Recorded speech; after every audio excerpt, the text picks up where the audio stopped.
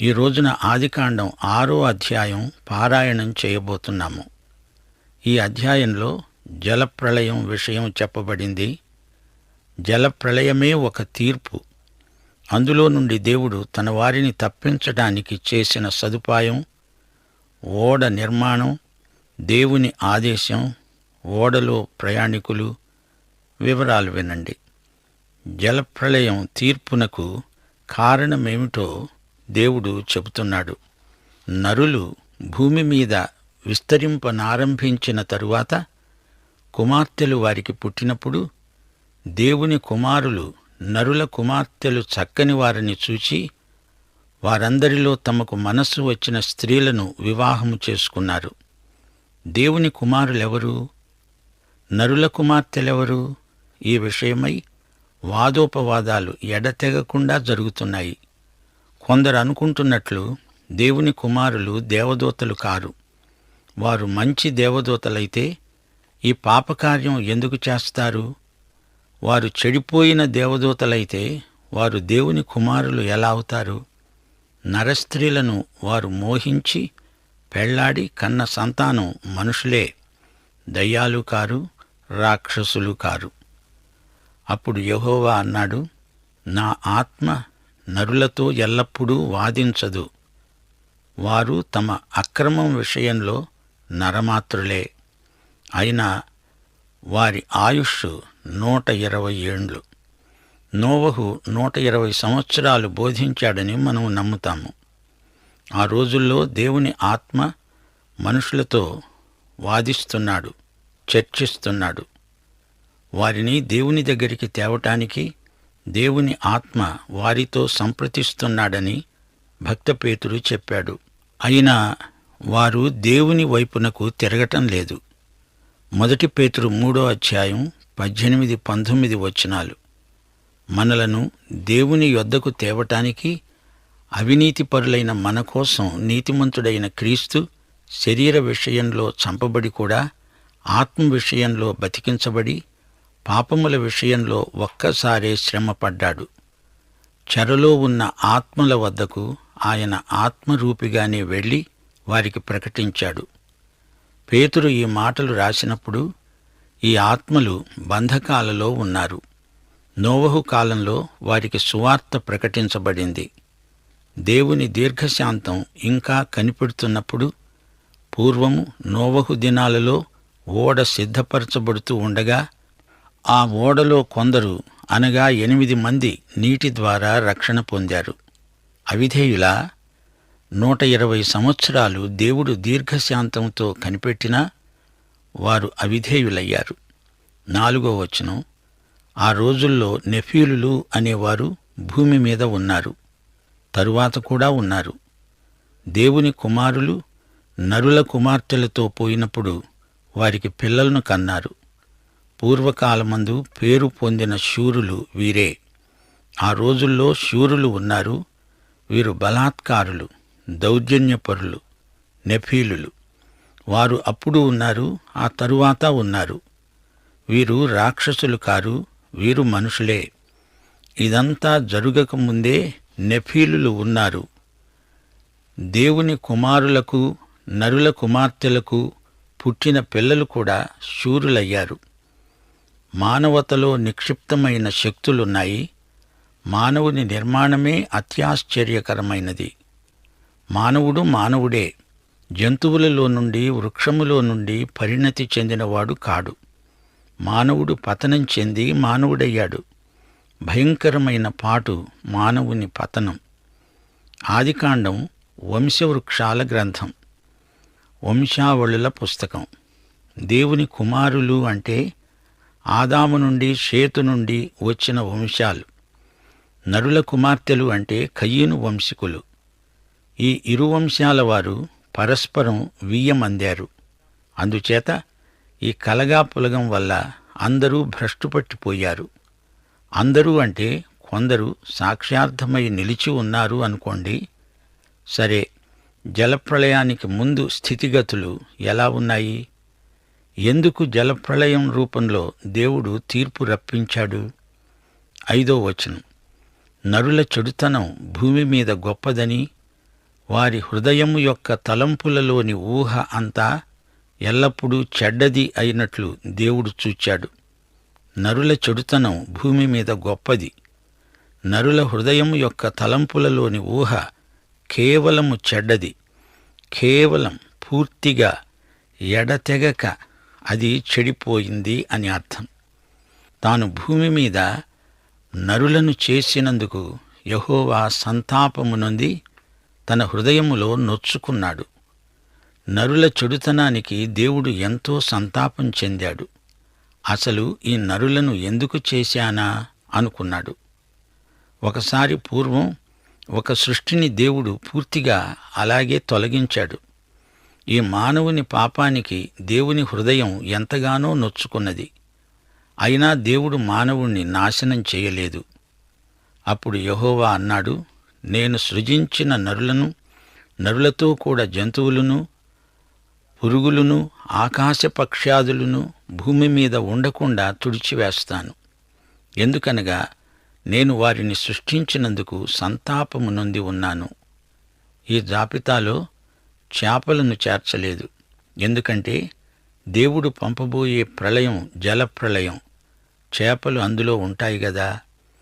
అయితే నోవహు యెహోవా దృష్టియందు కృప పొందినవాడు. ఎందుకని నోవహుకు కృప లభించింది? నోవహు వంశావళి ఇదే. నోవహు నీతిపరుడు, తన తరంలో నిందారహితుడు. నోవహు దేవునితో కూడా నడిచినవాడు. దేవుడు నోవహును ఎందుకు కాపాడాడు? ఎందుకనగా అతడు దేవునితో నడిచాడు. హెబ్రీ పత్రిక 11వ అధ్యాయం 7వ వచనం అంటోంది, విశ్వాసమును బట్టి నోవహు అది వరకు చూడని సంగతులను గూర్చి దేవుని చేత హెచ్చరించబడి తన ఇంటివారి రక్షణ కోసమై ఒక ఓడను సిద్ధం చేశాడు. అందువలన అతడు లోకము మీద నేరస్థాపన చేసి విశ్వాసమును బట్టి కలిగే నీతికి వారసుడయ్యాడు. వర్ష సూచనలే కనపడనప్పుడు పొడి నేల మీద ఓడ నిర్మించాలంటే ఎంతో విశ్వాసము ఉండాలి. హనోకును గురించి కూడా ఇదే అధ్యాయంలో చెప్పబడింది. విశ్వాసమును బట్టి హనోకు మరణమును రుచి చూడకుండునట్లు కొనిపోబడ్డాడు. అతడు కొనిపోబడక మునుపు దేవునికి ఇష్టుడై ఉన్నాడని సాక్ష్యము పొందాడు. దేవుడతణ్ణి కొనిపోయాడు గనుక అతడు కనపడలేదు. గమనించండి, సంఘం ఎత్తబడినప్పుడు విశ్వాసులంతా ఎత్తబడినట్లే. ఈ అనుభవం విశ్వాసులందరిది. నీ విశ్వాసం ఎంత బలహీనమైనా బలవంతుడైన దేవునియందు విశ్వాసముంచావు గనుక నీవు ఎత్తబడతావు. కంగారు పడకు తమ్ముడు, చెల్లి. దేవుని కనికరము, కృప ఎన్నటికీ తరుగుబోదు. దేవుని కృపాబాహుళ్యము ఆ రోజు బహిరంగంగా అందరూ చూడగలరు. నా మాట నమ్మండి, ఇది నిజం. అది సరే, అసలెందుకు ఈ జలప్రళయం? ఎందుకీ శిక్ష? ఎందుకీ పరీక్ష, తీర్పు? 6వ అధ్యాయం 11, 12 వచనాలు. భూలోకము దేవుని సన్నిధిలో చెడిపోయి ఉంది. భూలోకము బలాత్కారంతో నిండి ఉంది. దేవుడు భూలోకాన్ని చూచినప్పుడు అది చెడిపోయి ఉంది. భూమి మీద సమస్త శరీరులు తమ మార్గమును చెరిపివేసుకున్నారు. దేవుని పవిత్ర మార్గాన్ని మనుషులు పాడు చేశారు. మనిషి తన దారిని తాను పోతున్నాడు. తనకిష్టమొచ్చినట్లు బతుకుతున్నాడు. దేవుడు అసలు తననెందుకు సృష్టించాడో అది మరిచిపోయాడు. సరైన దారి నుండి వైదొలగాడు. దేవుడు నోవహుతో అన్నాడు, సమస్త శరీరుల మూలంగా భూమి బలాత్కారంతో నిండి ఉన్నది గనుక నా సన్నిధిలో వారి అంతము వచ్చి ఉన్నది. ఇదిగో, వారిని భూమిపై ఉండకుండా నాశనం చేస్తాను. దేవుడు జలప్రళయం పంపబోతున్నాడు. ఎందుకో కొన్ని కారణాలు మీకు చూపగోరుతాను. దేవుడు ఒక విమోచకుణ్ణి వాగ్దానం చేశాడు. రక్షకుడు రాబోతున్నాడని మానవులకు ప్రవచనం పలకబడింది కూడా. వాగ్దానము చేయబడిన ఆ రక్షకుని కోసం మనిషి కనిపెట్టుకొని ఉండాల్సింది పోయి బొత్తిగా దూరమైపోయాడు. ఆదాము హవ్వలకు ఒక బలియాగమును దేవుడు వాగ్దానం చేశాడు. కయీను హెబెలు విషయంలో దేవుడు ఒక శాశ్వత సూత్రాన్ని, నియమాన్ని ప్రవేశపెట్టాడు. కయీను, హేబెలు ఈ ఇద్దరూ రెండు విభిన్న విధానాలకు ప్రతినిధులు. వీరిద్దరూ రెండు మానవతా విభాగాలకు ప్రాతినిధ్యం వహిస్తున్నారు. కయీను నశించిన మానవులకు, హెబెలు రక్షిత ప్రజానీకానికి ప్రతినిధులు. కయీను స్వనీతి పరులకు, హెబెలు విరిగి నలిగిన హృదయాలకు ప్రతినిధులు. కయీను మత సంబంధి, హెబెలు ఆత్మ సంబంధి.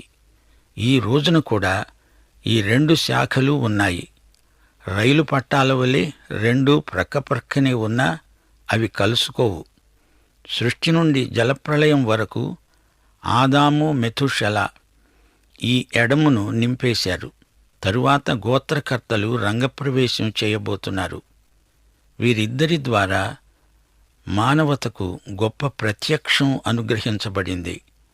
యూదాపత్రిక 14-15 వచనాలలో చెప్పబడినట్లు ఆదాము మొదలుకొని 7వ వాడైన హనోకు కూడా ప్రవచిస్తూ అన్నాడు, ఇదిగో, అందరికీ తీర్పు తీర్చటానికి వారిలో భక్తిహీనులందరూ భక్తిహీనముగా చేసిన వారి భక్తిహీన క్రియలన్నిటిని గురించి, భక్తిహీనులైన పాపులు తనకు విరోధముగా చెప్పిన కఠినమైన మాటలన్నిటిని గూర్చి వారిని ఒప్పించటానికి ప్రభు వేల కొలది పరివారాలతో వచ్చాడు.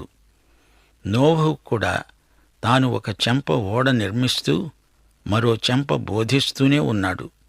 హనోకు మాయమైపోగానే ప్రజలందరూ ఇది దేవుడు చేసిందే అని, మానవ వ్యవహారంలో దేవుడు జోక్యం కలిగించుకుంటాడని గ్రహించారు.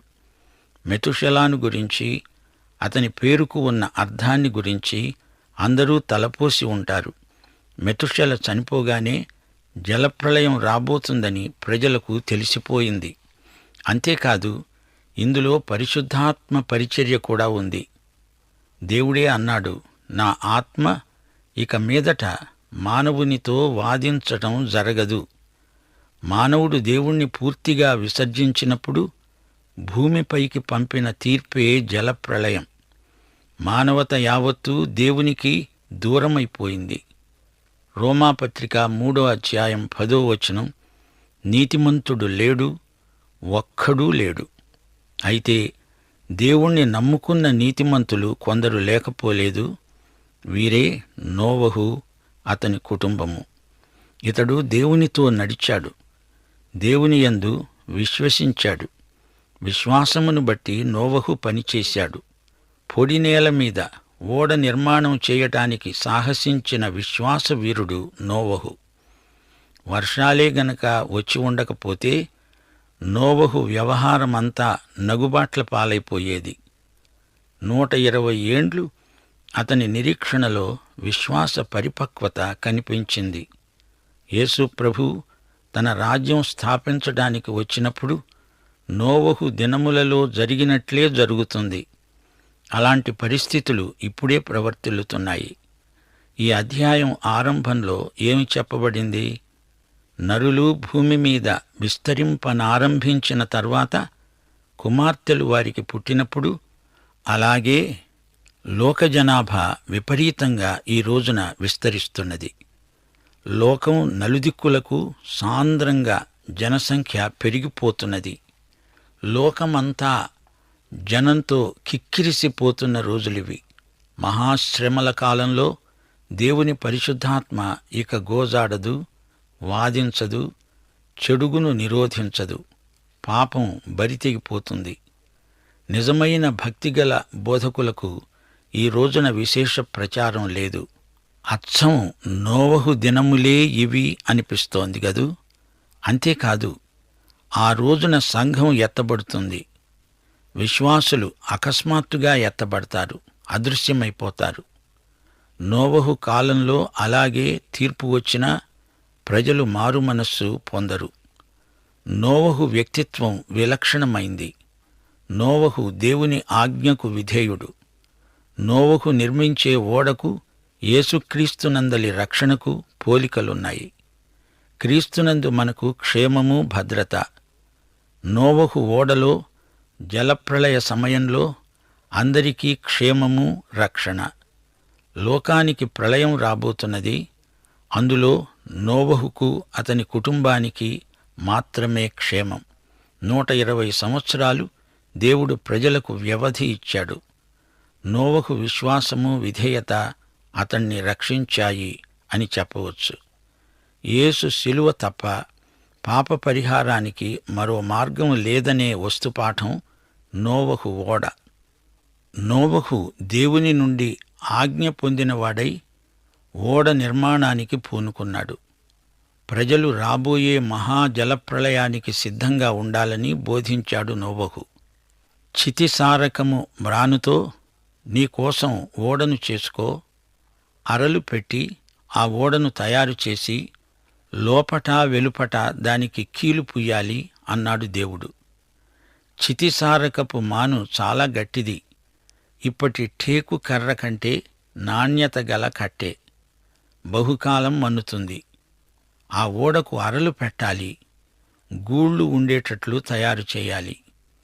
పెద్ద పెద్ద వాటికి పెద్ద అరలు, చిన్నవాటికి చిన్న చిన్న గూళ్ళు, గదులు. కీలుతో దాన్ని పుయ్యాలి. నీరు లోపలికి రాకుండా కీలు జిగట దానికి బాగా పొలమాలి. 15వ వచనం, నీవు దానిని చేయవలసిన విధమేదనగా ఆ ఓడ 300 మూరల పొడుగు, 50 మూరల వెడల్పు, 30 మూరల ఎత్తు దానికి ఉండాలి. అది చాలా పెద్ద ఓడ. దాని పరిమాణం ఎంతో పెద్దది. అప్పటి మనుషులు గుహానివాసులు కారు, నాగరికులే. నోవహు గొప్ప మేధావి. గమనించాలి, ఈ ఓడ సముద్ర ప్రయాణానికి ఉద్దేశించింది కాదు. జలప్రళయం నుండి కాపుదల కోసం ఈ ఓడ నిర్మాణం జరుగుతోంది. ఈ ఓడ 450 అడుగుల పొడవు. ఈ రోజున ఓడ నిర్మాణంలో శాస్త్రజ్ఞులు చూపుతున్న కౌశలానికి ఏమీ తీసిపోదు నోవహు ఓడ. 16వ వచనం, ఆ ఓడకు కిటికీ చేసి పైనుండి మూరెడు కిందికి దానిని ముగించాలి. ఓడ తలుపు దాని ప్రక్కనే ఉంచాలి. కింది అంతస్తు, 2వ అంతస్తు, 3వ అంతస్తు గలదిగా దానిని చెయ్యాలి. లోపల వాసన కొట్టకుండా గాలి, సూర్యరశ్మి రావటానికి చక్కని కిటికీలు అమర్చబడినాయి. ఈ ఓడకు ఒకే తలుపు. ఇది యేసుక్రీస్తుకు సంకేతం. నేనే ద్వారమును అన్నాడు యేసు ప్రభువు. 3 అరలు ఒకదానిపై ఒకటి. ఎంత గొప్ప కౌశలం, సామర్థ్యం! ఈ నిర్మాణంలో నోవహు ఎంతో శ్రేష్టమైన నేర్పు కనపరుస్తున్నాడు. దీని నిర్మాత దేవుడే. నోవహు దేవుని ఆజ్ఞ ప్రకారం ఇదంతా తయారు చేస్తున్నాడు.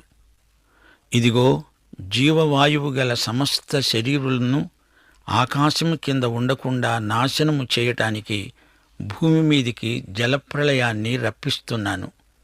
లోకమందున్న సమస్తము చనిపోతుంది అన్నాడు దేవుడు. భూమి మీదికి తీర్పు రాబోతోంది. జంతువులకు, పశుపక్ష్యాదులకు కూడా తీర్పు, సమస్త మానవులకు తీర్పు. 6వ అధ్యాయం 18 నుండి 20వ వచనం వరకు దేవుడన్నాడు, నీతో నా నిబంధన స్థిరపరుస్తాను. నీవు, నీతో కూడా నీ కుమారులు, నీ భార్య, నీ కోడండ్రు ఆ ఓడలో ప్రవేశించాలి.